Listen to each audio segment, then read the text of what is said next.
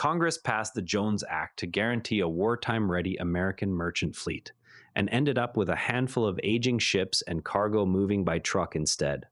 This is Unintended Consequences, Episode 90.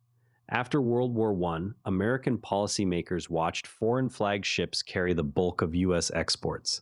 They worried the nation would again be caught short of tonnage if another war broke out. Senator Wesley L. Jones of Washington, chair of the Senate Commerce Committee, introduced the Merchant Marine Act of 1920. The law closed the coastwise trade to any vessel that was not built in the United States, owned by U.S. citizens, registered under the U.S. flag, and crewed by American mariners. The measure enjoyed broad support from shipyard unions, naval officers, and both parties. It passed with little debate and was signed by President Wilson on the 5th of June, 1920. At the time, the logic appeared straightforward.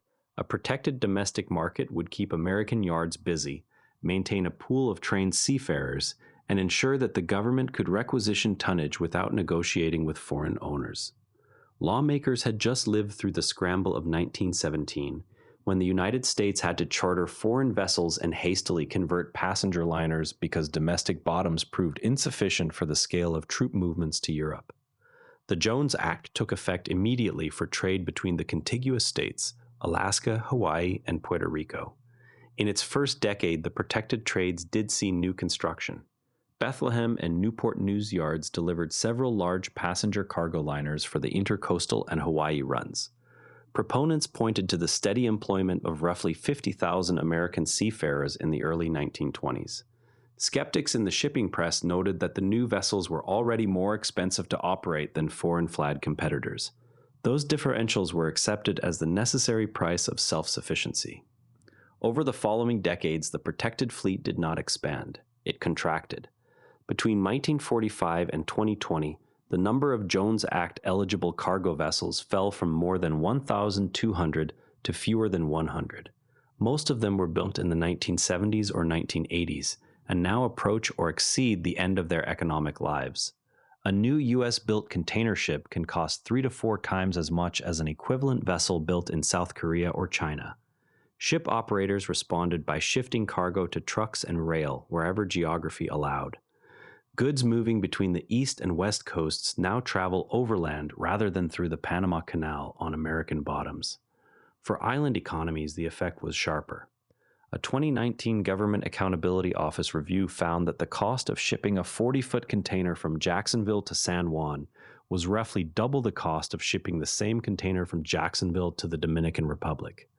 Hawaii and Alaska reported similar markups on fuel, building materials, and food.